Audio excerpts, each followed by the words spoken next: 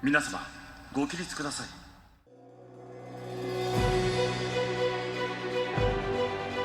Konnichiwa, Olympics fans and lovers of Shuklastan, and welcome to Keep the Flame Alive, the podcast for fans of the Olympics and Paralympics. I am your host, Jill Jarris, joined as always by my lovely co-host, Allison Brown. Allison, konnichiwa. Konnichiwa. I hit a little bit of a wall yesterday. Yes. So it seems like day 12 is my breaking point. Took a nap, had a normal dinner with my family, and I feel rejuvenated and I'm ready for the final push. Well, day 12 was our breaking point because sorry that we lost it at the end of yesterday's show, but I have had so many problems when I get to wrestling and weightlifting and all of the names that I cannot pronounce come roaring right back because you think you're almost through and you're not. But today's going to be a good day for name pronunciation. I feel it, and I also feel that we don't have very many medals that came out today either, so that's good too. Lots of team medals, and we know how to pronounce country names. Yes, right. Right. From the follow-up file, this is what happens when we don't pay attention, because Athing Mo, who won the women's 800-meter race, I did not really put the whole puzzle together. That's the first time that the U.S. won gold in this event since 1968. And who was that gold medalist? Shuklastan, Madeline Manning Mims. So, big deal. Right, exactly. It was a huge deal. There was a slight earthquake in Tokyo yesterday, but I guess it was pretty far out the coast. I know Lester Holt, who is a big national NBC news anchor here in America, felt it. But people in floors around him in his work building did not feel it. So not a huge thing, but it did register on the radar. More bad behavior from Australia. So the men's rugby and football teams flew home. They flew on Japan Airlines, and Japan Airlines contacted the Australian Olympic Committee to complain about their behavior because, according to the Sydney Morning Herald, a number of players were heavily intoxicated on the flight. They were loud and obnoxious. They left vomit in a bathroom, and it was not very kind or appreciative to the other passengers who were also on their 10-hour flight, maybe trying to sleep. Wow. So this is not the first thing for men's rugby. They, along with the men's rowing team, were the ones involved with making the hole in the wall at the village, which turns out to be in a room that was being used as a team and physio space. And then they left when they said, they left the rooms in an unacceptable state. Well, that meant cleaners had to mop up vomit and clean some pretty filthy rooms. So not cool. I wonder if John Coates is going to get involved in this. I don't know, but it is bad press. It is making them look very bad. Yeah, considering how the Japanese didn't want the games anymore anyway, to then have this sort of disrespectful behavior just looks bad. It does. It really does.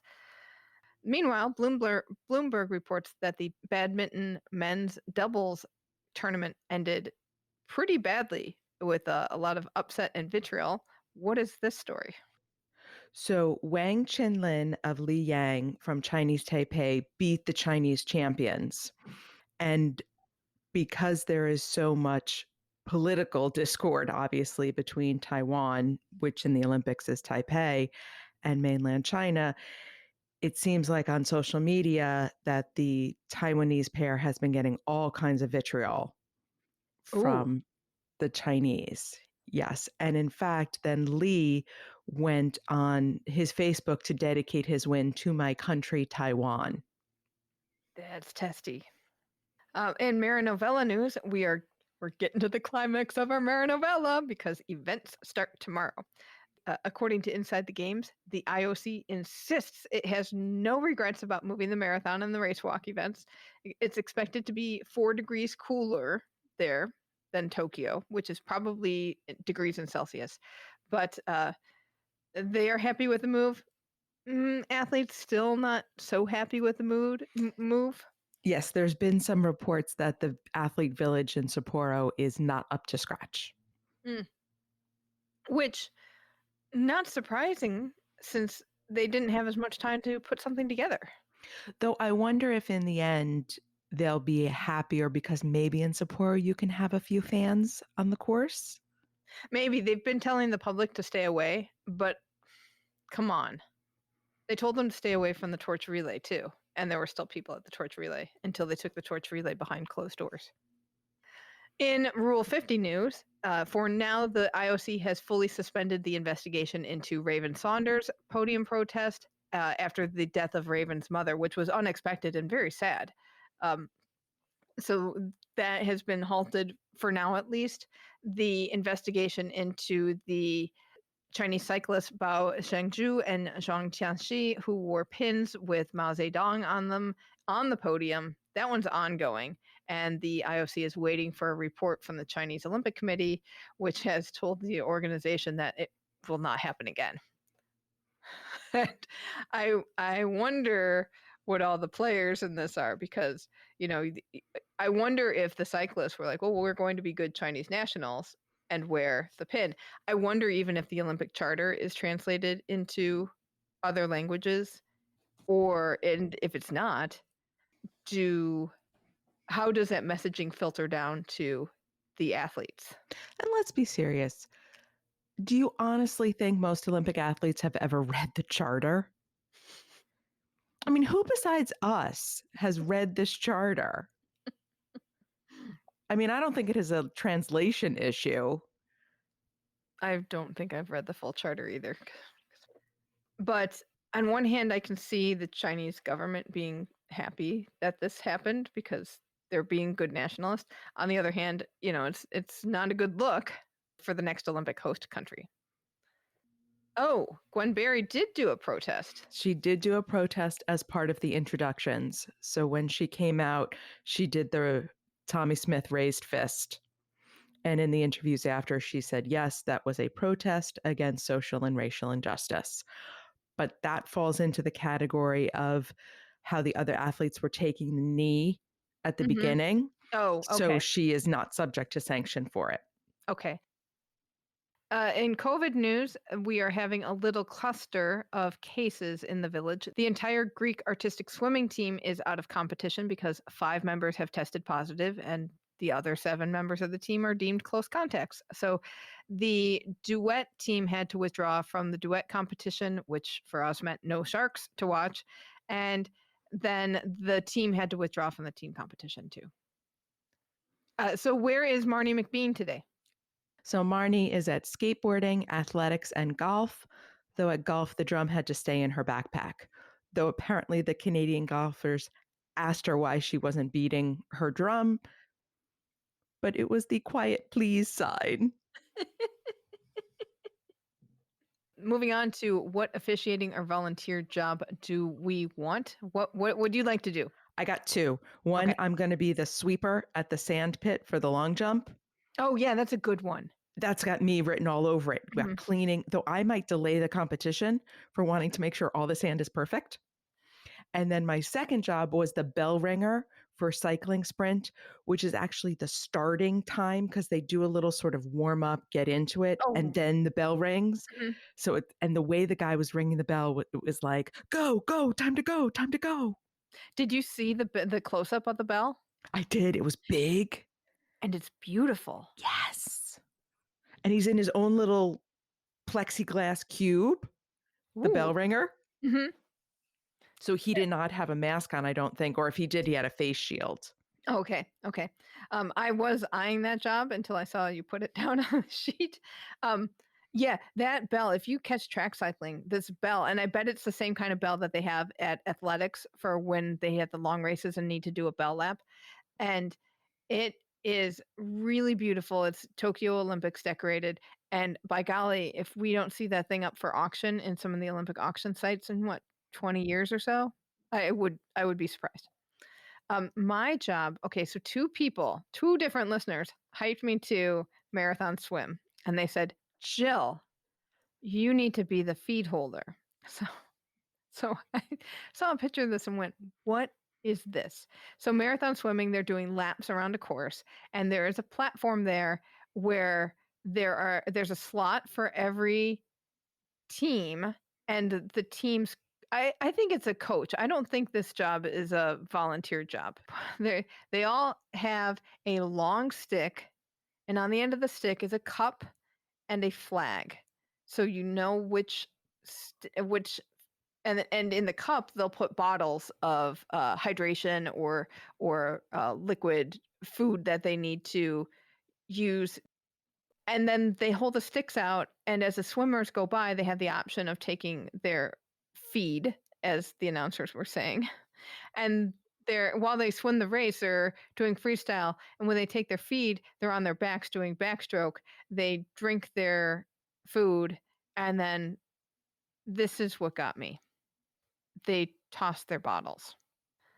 And I think there is a bottle picker upper sitting in the water. And that would be my job, because I was just horrified that you had this event that promoted ocean plastics and throwing stuff in the ocean. And it just mind blowing. And so I would really be about making sure all of those bottles got picked up and nothing got put as trash in the ocean. So how is our fantasy league doing? Fantasy League is, the brackets are unchanged. I don't think we've gotten more results. But in the regular Fantasy League, Sholastan is in our lead with 753. He is 41st in the world in this game. Wow. That is impressive. Calibri is at 321. PS Gola is at 297, and you are still in 5th. Okay, I'll take that. I was too late to swap out some people, so I've been dealing with which I put myself into a hole, because then I was dealing with a lot of almost a full roster of athletes who are no longer participating, and I don't have enough swaps to swap everyone out. So I made my 5 swaps to put in people who are now competing. However, I still have people who are no longer competing on my roster. So next time, if you play Fantasy League, learn from my mistakes. I wonder if Beijing will do Fantasy League, because I think it's fun I do think it's fun that the way Tokyo 2020 has done it, and I think they've done a really good job. It's a little clunky, but that's because it's a little clunky, but I think it works well, and it's a lot of fun to do. I like this better than the way they did it for Pyeongchang, which was just random people. It was random people, and also if somebody else picked that person, you couldn't have them. That's right. This, you could both have the same players. Mm-hmm. So I like that a little better. Right. Okay, it is time for What's Up with Mike and Maya. This is Mike and Maya of the Toyota First Date commercial, where Mike asks Maya to the school dance, and Mike is not, he asks her out in school, but Mike isn't physically there. He is in the hospital, but he can be there thanks to the technology of Toyota's life-size moving robot digital screen. So you have a thought about Mike's posse. Yes. So you had thought that he was a soccer player. Mm-hmm. I disagree. Oh. I think Mike and his posse are skateboarders. Really? Yes. If you look at the gear, it's very typical skateboard, flannel, loose shirts, kind of low slung pants. So I think his injury was from the skate park. That's interesting. There's also one girl in Mike's posse who clearly is the pick-me girl of the group. And everybody under 20 will know what I'm talking about. And if you don't have somebody, if you're not under 20, go ask someone in your life under 20 what a pick-me girl is. Can you go get Sarah? Which would be interesting, because then that could be a reason why Heather doesn't want Mike going out with Maya, because of those skateboarder kids. Exactly. Because I think if he were a soccer player, he would be a little more acceptable. Okay. We will go with that. All right. Before we move on to today's action, we wanted to remind you of our Kickstarter campaign. We unexpectedly and pleasantly, surprisingly, got media accreditation to cover the Olympics and Paralympics at Beijing 2022, which is less than 200 days away. So, unfortunately, we operate this show on a pretty shoestring budget, and our shoestrings are not long enough to include covering basically a 6-week span in China. As an independent outlet, we really want to keep producing independent coverage, so we could use your support in making that possible. You can find out more at our campaign at kickstarter.com/profile/flamealivepod. We are 25% funded, which is great. It means so much to us, but this is an all or nothing campaign. So it does go through the Paralympics, but that all or nothing milestone really needs to happen for us to be able to make our accreditations happen too. So please check that out. And if you are able to, please donate. All right, today's coverage, artistic swimming. So much fun. Okay, so I did watch a lot of this coverage, and some of it I watched on mute, and some of it I watched on 2 screens so that I could have 2 different sets of announcers, which was also fun. I would put one on mute occasionally, but that was fun. Austria's Evil Dolls routine was so out there and scary. I don't even know how those 2 managed to practice that every day for months and months. Without going a little nuts. In quarantine. Oh my goodness, that was a freaky program. Sadly, I guess the Bulgarians did not advance to the final, so no baseball. And then the Greeks had to withdraw, so no sharks. So I have to go back now and watch the prelims to see these magical wonders. But there were some really, really good routines. I gotta say, Japan's evolution robot routine, I really enjoyed it for like the first half until it suddenly the music switched to more classical or piano. And I get that you have to have music changes in your program, but I lost the robot thing. But our Shuklistanis, Jackie Simoneau, and well, I guess we're claiming Claudia Holzer as a Shuklistani now. They were phenomenal. They improved upon their preliminary score, did better than they did in the technical routine. So they got a personal best score total and finished up in 5th overall, which was, they were so happy. Oh my goodness. They were just, they could not believe they got a 93 even on this routine, which was almost a couple points higher than they did it in the prelims. And they just looked so good. It was very sharp, very clean, and no penalties. And it was just, it's not even the medaling, it's that they did better than they've ever done before. Mm-hmm. And at the Olympics, that's what you want to say. Exactly. So Jackie did improve upon her performance from Rio, or her placement from Rio. So then in Rio, she was 7th and now she was 5th, which was nice. But yeah, it's exactly like you say. You just want to do the best you can. And sometimes the best you do is not a medal, but being the best you can be, that's what the Olympics is all about. And their routine is like a Japanese samurai theme, which is very cool. So gold went to ROCs. They call them the Svetlanas because both of them have the same first name, Kolesnichenko and Romashina, and they did a spider-themed routine, which is also a little freaky. But I mean, the deckwork ending was very cool, and I got it. Although it was pretty much blatant because they have big spiders all over their bathing suits. But there is nothing about artistic swimming that is subtle. We might have to put an artistic swimming choreographer on the list, because where do they get these ideas? I know what you should do for your routine this year. Spiders. Okay. Evolution robot. Sharks.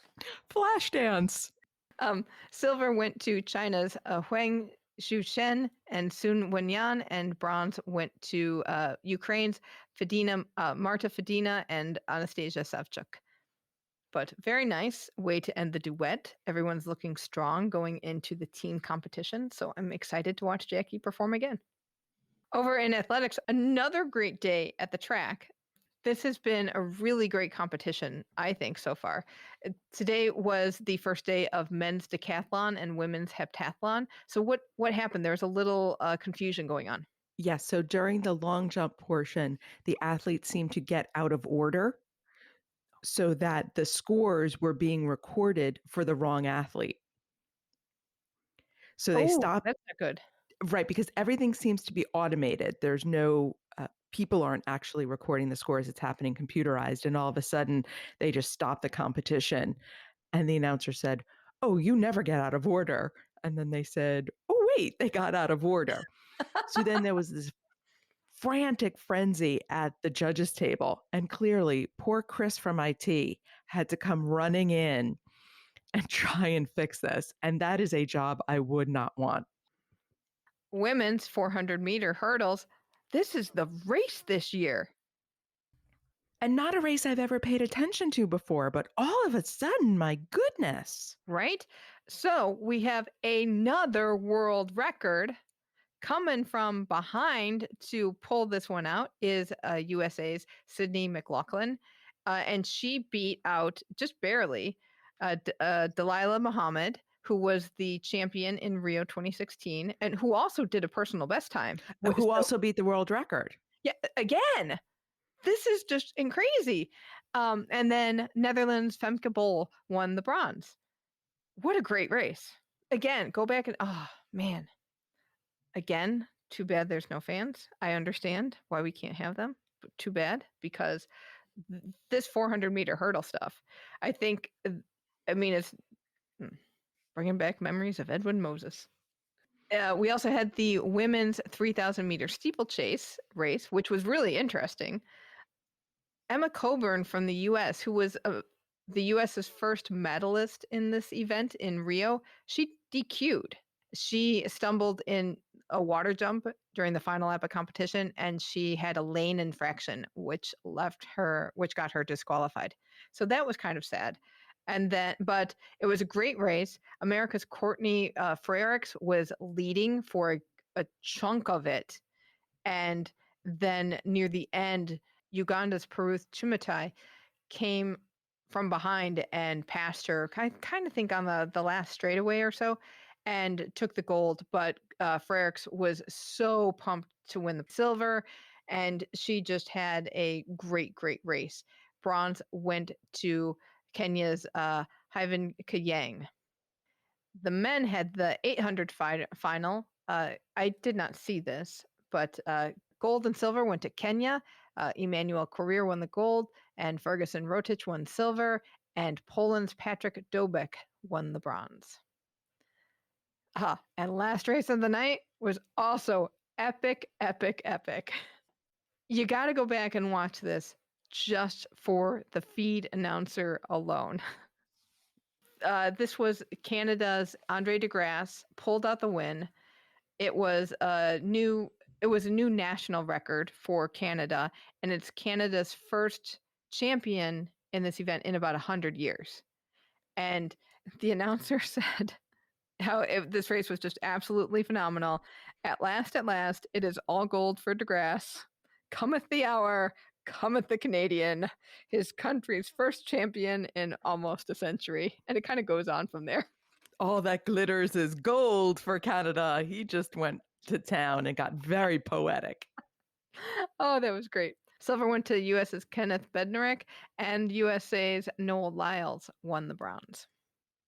In baseball, the USA beat Dominican Republic 3-1, and Japan beat Korea 5-2. Tetsuto Yamada had a tie-breaking 3-run double in the 8th inning for them to get this game. We don't really understand which games these were because it's a double knockout situation. So what is the setup for who plays next? So Korea and the US will play the semifinal. Mm-hmm. And the winner of that game will play Japan for the gold medal. The loser of that game will play the Dominican Republic for the bronze medal on Saturday. Okay. So in a sense, this was a semifinal between Korea and Japan, but Korea could still go to the gold medal game? Yes. This is a weird tournament. I don't like it. does not make any sense. Well, let's move on to basketball. So it was the women's quarterfinals. Serbia beat China 77-70. USA beat Australia 79-55. I saw that coach Don Staley said, "Ooh, they were not going home that day. They were going to give it to Australia because Australia beat US in a stunning pre-Olympics kind of warm-up game, and USA was not going to let them win again." France beat Spain 67-64, and Japan beat Belgium 86-85. So I saw, when I turned on my TV this morning, that game was on, just the channel we had on last night, and Belgium was up a little bit. And I went back later when I saw the score and said, what happened? And they were pretty neck and neck in the fourth quarter. And then Belgium committed a technical foul on Japan, which brought them like within a couple of points. And then it would be tie, Belgium gets ahead, tie, Belgium gets ahead. Then with not very much time, I think it was under a minute, Japan 3-pointer. It was a good game. It was a really good game. So the semifinals will be US versus Serbia and Japan versus France. And you know how those Serbians love basketball. No, And they're so good. That should be a great game.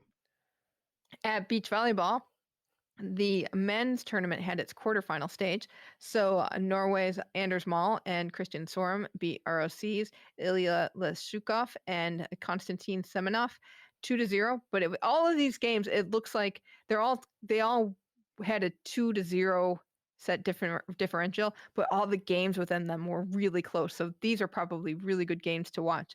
Latvia's Martins Plavin and Edgar Tox beat Brazil's Alison Cerruti and Alvaro Morales Filo.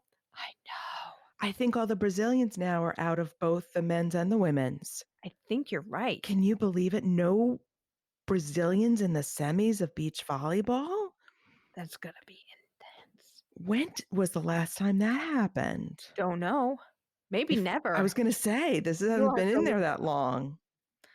And then in the last quarterfinal, ROC's Vyacheslav Krasnilkov and Oleg Stoyanovsky defeated Germany's Julius Toll and Clemens Wickler, also 2-0. And then in the final quarterfinal, and then Qatar's Sharif Yunus and Ahmed Tijan defeated Italy's Paolo Nicolai and Daniela Lupo. And that one, the final set was 23-21. That was super close. Over in boxing, we had some more women's fly and welterweight semifinals. The men had super heavy semifinals, but the light heavy finish up competition. And gold went to Cuba's Arlen Lopez, who has won gold in 2 different weight divisions. In Rio, he won gold as a middleweight, which was interesting. Silver went to Great Britain's Benjamin Whitaker, and bronzes went to Alfonso Loren from Azerbaijan and ROC's Iman Katiev. Track cycling. I did get to watch some track cycling. Obviously, you have seen some track cycling. I do love the track cycling. Isn't it cool? It's just cool to watch, I think, because of the banked element of the track. It is very soothing, even when they're going super fast and the bell is ringing. Mm-hmm. One element I love is that every bike has a camera on the back of it. So you get the bike cam, and it with the speed and then the angles that the riders have to take and the little noise of the wooden track. Whenever they cut to bike cam, it makes me think that I'm in a cycling horror movie, like a B-level or B-grade horror film. What I have not noticed at cycling is the fans. It does not feel louder than some of the other events, like swimming, because you had all the swimmers there.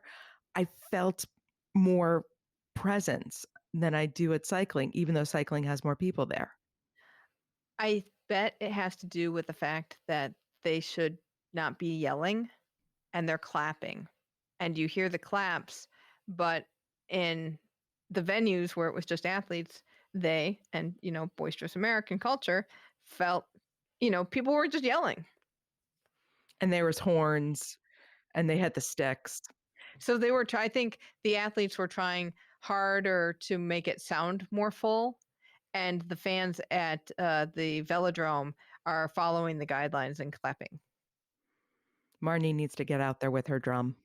She does, because the Canadian team is really good. So she does. I hope she can get out there. It is a hike.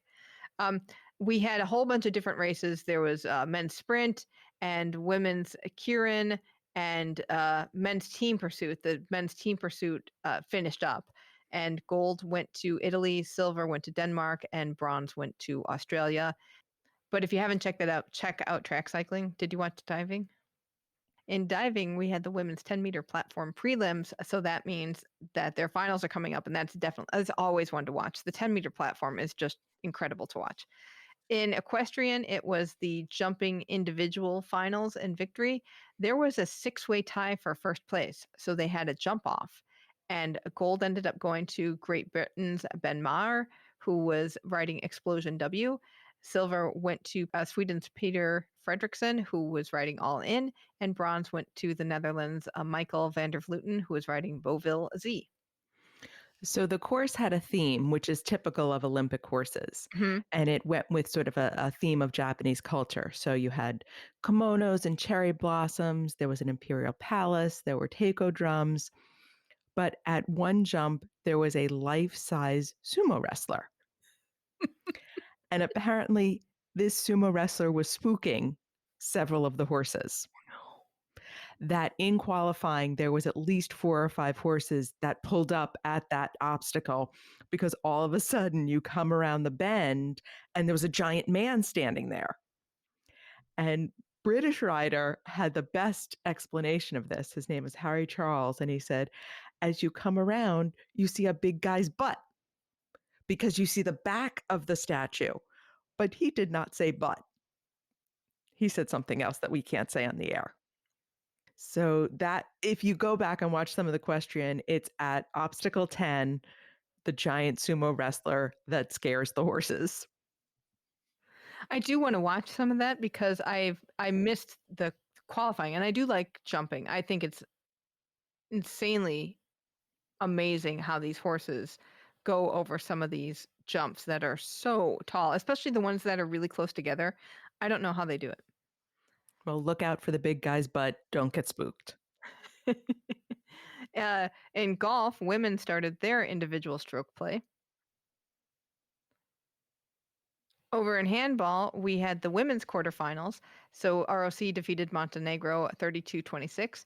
Norway defeated Hungary 26-22. Sweden defeated Korea 39-30. And France defeated Netherlands 32-22. So we will have an all-European semifinal. And those matchups will be France versus Sweden and Norway versus ROC. In hockey, this makes me sad, because I didn't get a chance to watch hockey, but we had the women's semifinals. Netherlands defeated Great Britain 5-1, and Argentina defeated India 2-1. So the bronze medal matchup will be Great Britain versus India, which, again, even though the women weren't playing hockey back in 1948, I can still pretend it's another matchup of Gold, the movie that we watched for Movie Club, and break out my Bollywood numbers. That'll be fun. And the champagne. Exactly. And then the gold medal match will be Netherlands versus Argentina. Marathon swimming, we talked about the feeding, but it was a pretty interesting event to watch.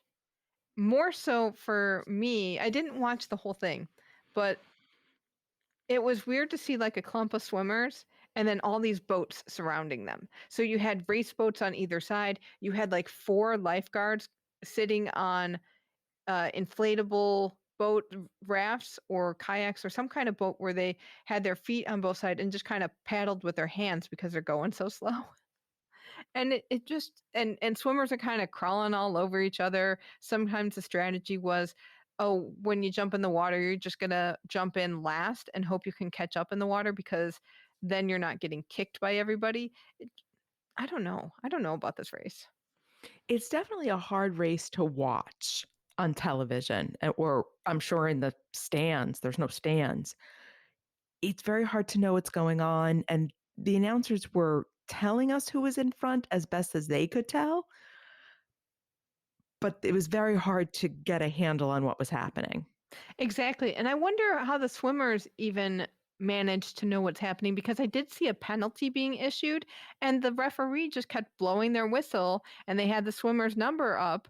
And, if you hear a whistle, do you think, I didn't do anything, I'm not looking? Or do you look, because if you look up, you've interrupted your stroke pattern. So then you would have to get that back. I don't know.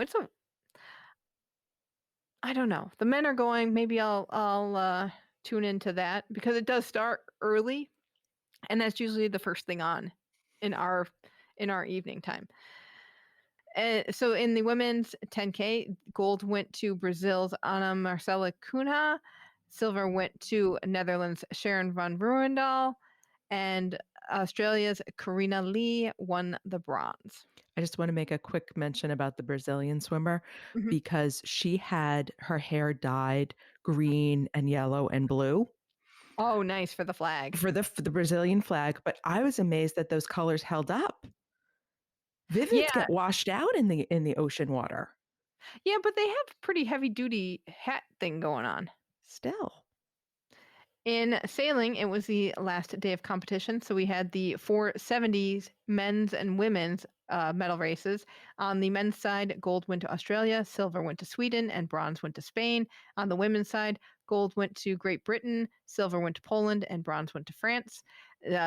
On the Great Britain team was Hannah Mills, who is now the most decorated female sailor in Olympic history. She has 2 golds and a silver.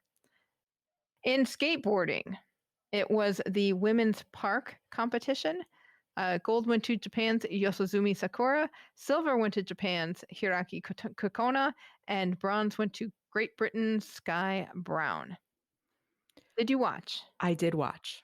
And I did watch a good chunk of this. So Hiraki is 12 Mm-hmm. and Brown is 13.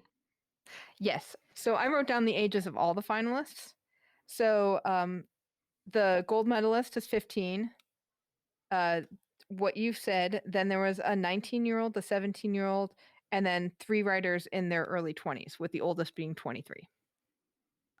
I've got a real problem that if you can hit gold medal level at 12 Right. or silver medal level for this, she was in the running very close. Mm-hmm.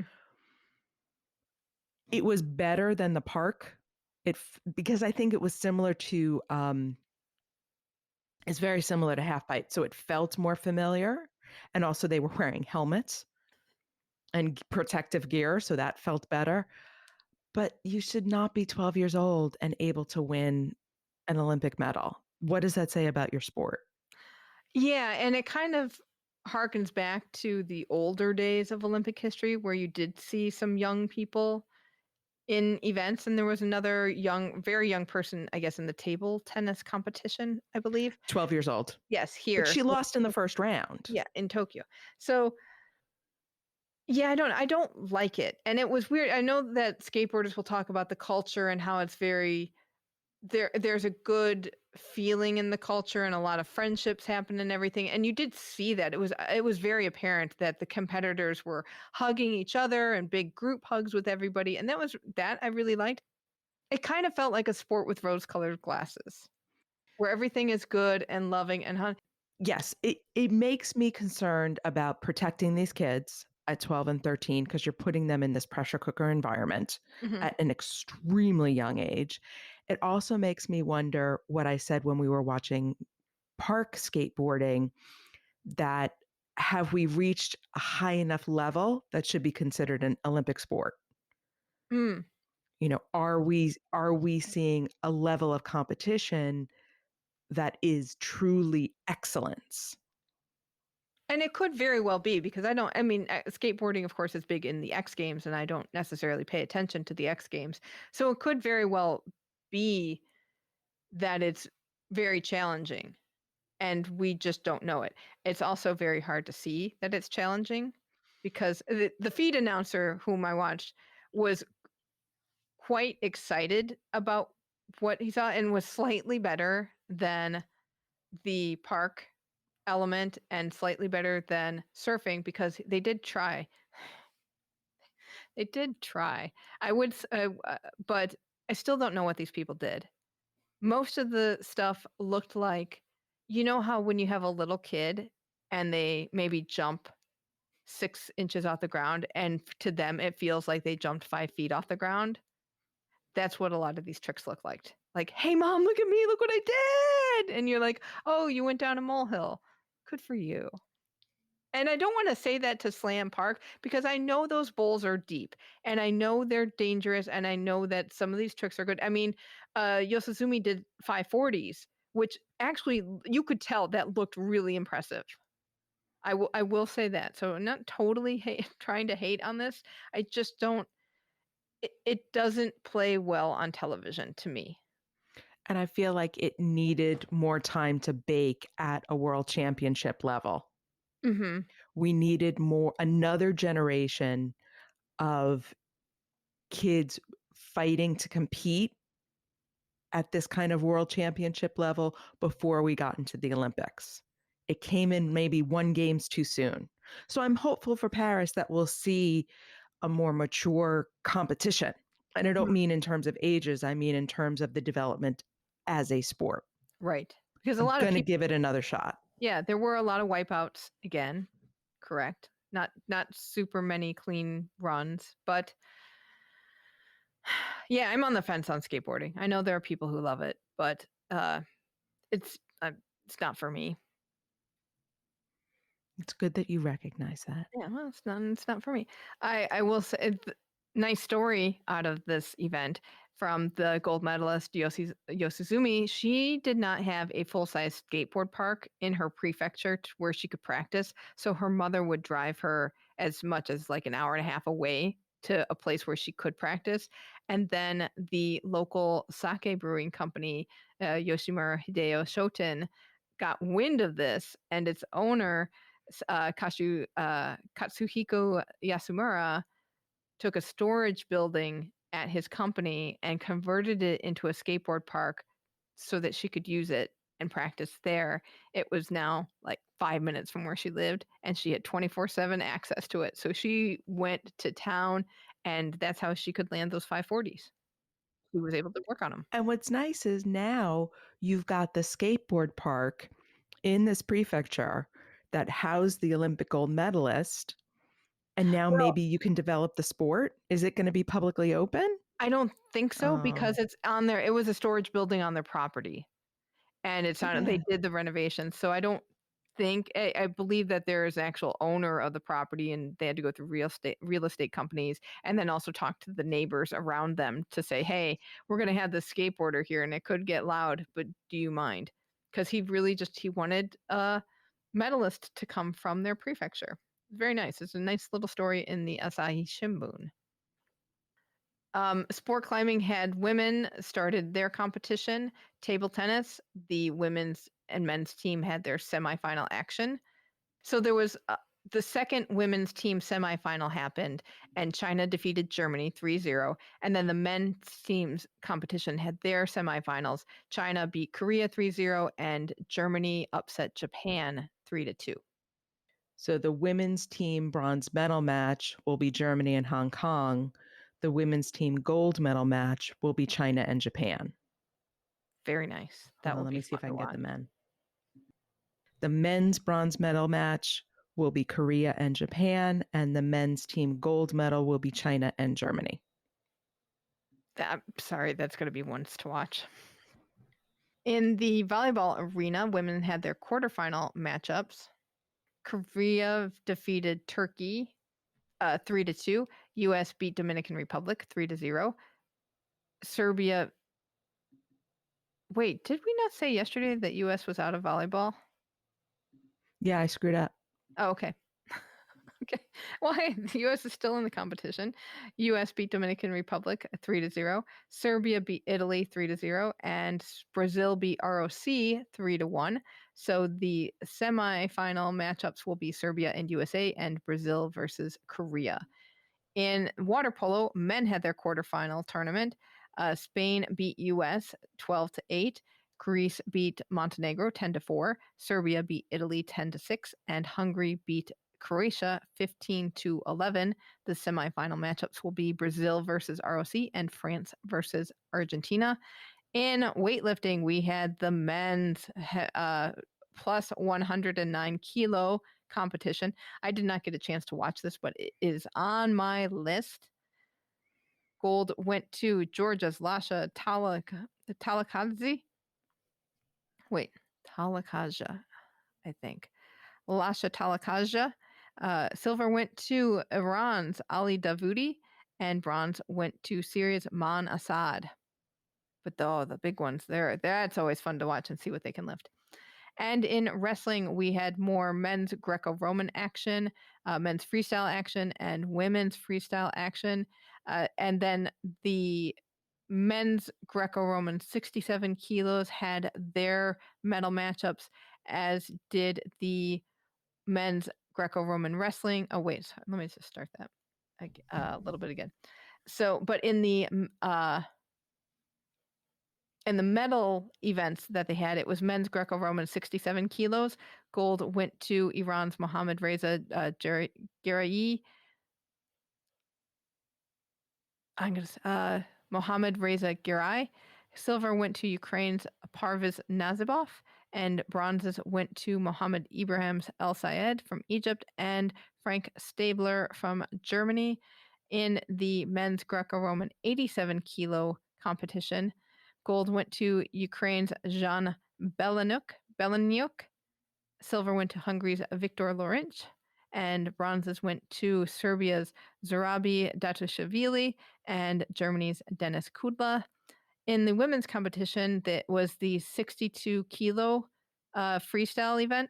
Japan took away the gold with Kawai Yukako beat Kyrgyzstan's Azilu Tinyabekova, and bronzes went to Bulgaria's Taibi Mustafa Hussein and Ukraine's Irina Kolyadenko. So we watched a lot of wrestling again because Helen Maroulis was fighting. Helen Maroulis is in the women's freestyle 57 kilo competition, and they had their earlier rounds, and we watched in our night. And so we watched the Tokyo morning session and the evening session because she was getting further in the competition. In the round of 8, and Helen is the defending gold medalist and was big deal here in America because she is America's first female wrestling gold medalist. And in her round of 8, she beat, this is honestly, if you could dial up individual matches, which, hello, OBS, maybe we should do that, have the ability in our digital age to dial up individual matches and watch them on replay. But maybe this will be on YouTube. She competed against China's Rong Ningning. This was about. She was so fast, and Rong looked like she was going to have her down or pin her, and some way like she would just skitter to the side and like get Rong and just counterattack and get the points. It was a really, really beautiful match. Amazing bout to watch. We were so pumped and so excited. We went to bed, woke up. She had moved past the quarterfinals. She was in the semifinals and faced Japan's Kawai Rizako, lost 2-1. And it was that same, I had that same deflated feeling as when I watched the women's softball tournament and that gold medal match. And you just had that, oh no, it's not going well. And I don't want to harsh Grooves because I think she might still be going through the repechage, but the points were all penalty points. Even the announcers were saying, I'm not sure why she was put up for penalty because there's a bit, if you're not attacking enough, they'll put 30 seconds on the score clock or on the clock, 30 seconds on the clock. And within that 30 seconds, you have to score. And so that's what happened for all of these points to earn. If you don't score in that 30 seconds, your opponent gets a point. And on the second one, the commentators were like, we don't understand why Helen was given that penalty and that ended up being the decided point. Well, I do have a bit of this story that's going to make you feel better. Okay. So Riseko Kawai or rather Kawai Riseko and Kawai Yukako, are sisters.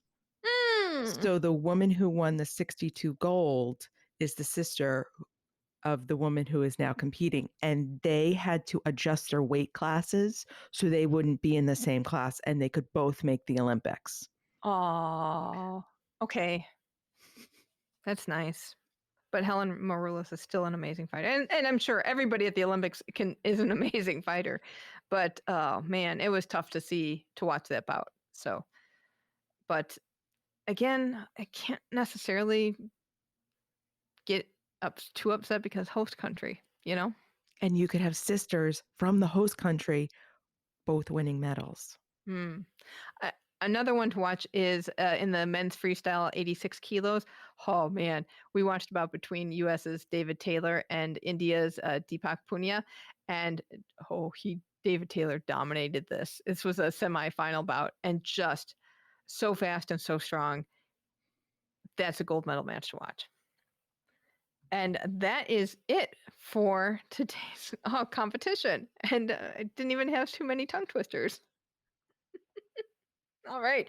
What is on our SHOKLASTAN watch for tomorrow? We got new sports coming in. Evan Dunphy is doing 20-kilometer race walk, and Samantha Schultz begins ranking rounds of modern pentathlon. Sweet. When does karate start? It starts today, but Tom is not competing today. Okay, cool. Well, that means it's time for us to say sayonara.